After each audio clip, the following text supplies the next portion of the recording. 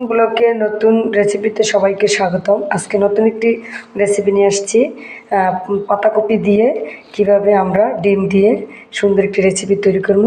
আর দেখতে হলে পুরো ভিডিওটি দেখতে হবে না টেনে।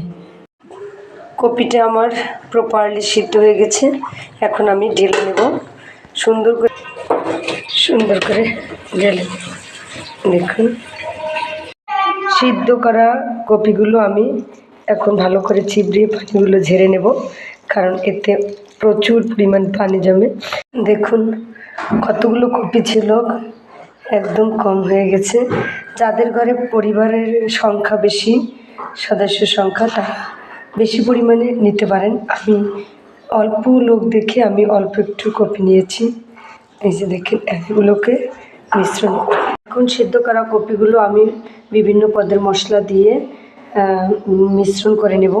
এখানে রয়েছে মরিচের গুঁড়ো, রয়েছে ধনিয়ার গুঁড়ো, জিরের গুঁড়ো, কিছু লবণ পরিমাণ মতো, তারপর রয়েছে কিছু পেঁয়াজ কুচি, হলুদের গুঁড়ো।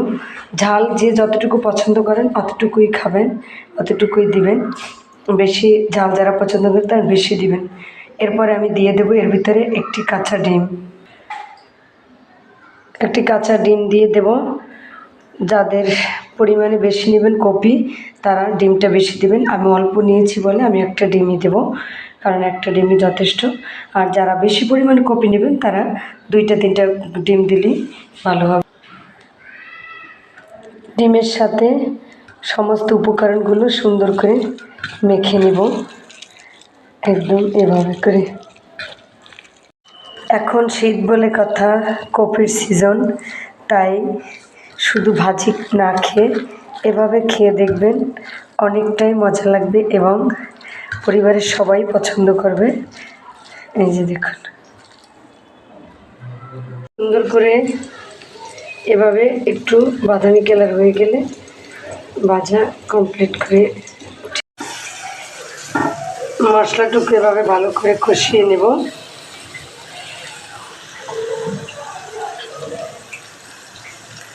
পরিমাণে পানি,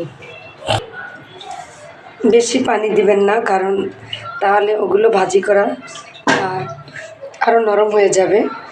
এখন এগুলো একটু বলক খাইলে এগুলোর ভিতরে ছেড়ে দিব ভাজি করা সেই ডিম এবং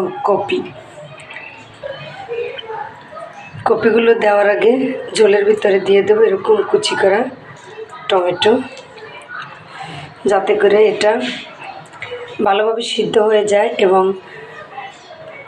নরম বেশি থাকে, গলে গলে যায়, তাহলে খেতেও মজা হবে। এইভাবে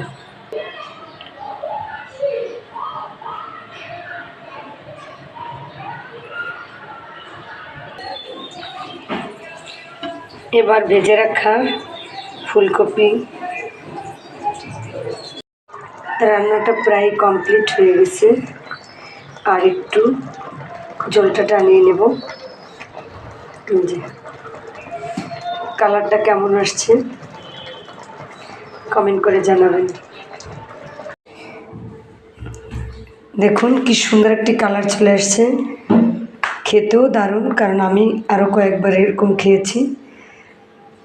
রেসিপিটি ভালো লাগলে একটি লাইক এবং কমেন্ট করে যাবেন কেমন হয়েছে, এবং পাশে থেকে পরবর্তী ভিডিও দেখার জন্য অপেক্ষায় থাকবেন। আজ এ পর্যন্তই।